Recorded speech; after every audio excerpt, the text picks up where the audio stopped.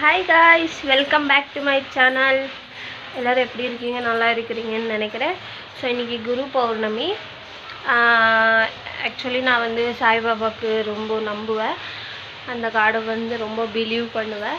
அதனால இன்றைக்கி குரு பௌர்ணமின்னா எனக்கு வந்து ஃபெஸ்டிவல் மாதிரி. ஸோ அதனால நான் எப்படி பூஜை பண்ணுவேன், கோலமெல்லாம் போட்டிருக்கேன். ஸோ எல்லாமே காட்டுறேன். அப்புறம் கோயிலுக்கு போய் என்ன பண்ணுவேன், இங்கே நியர்பை எங்கள் வீட்டுக்கிட்ட தான் ஒரு கோயில் இருக்குது, சாய்பாபாது. எப்போவும் அங்கே தான் போவேன். வீடியோவை எண்ட் வரைக்கும் பாருங்கள்.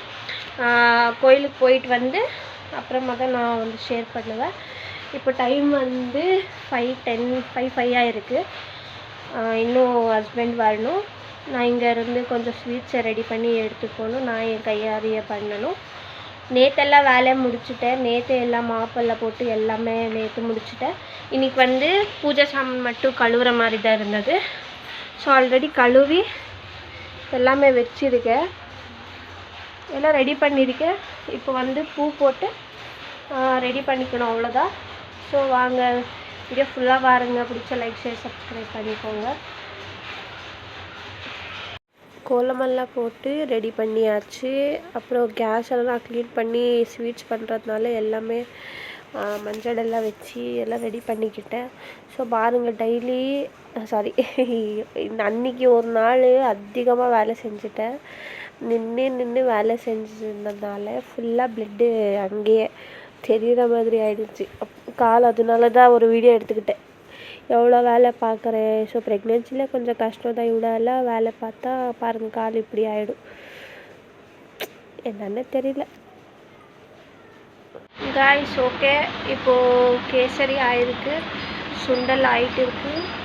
ஸோ இப்போது ஹஸ்பண்ட் வந்தால் அதெல்லாம் பேக் பண்ணிவிட்டு எடுத்துகிட்டு போகிறது தான்.